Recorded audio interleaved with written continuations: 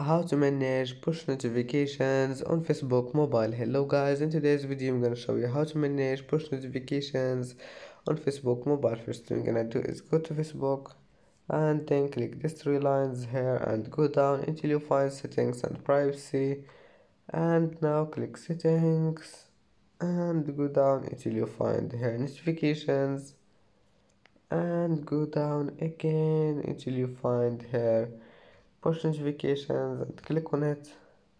And as you see here, you can manage push notifications to anything you want, and then or you can mute it.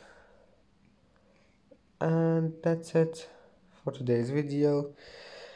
If you like this video, please don't forget like and subscribe, and see you in the next video.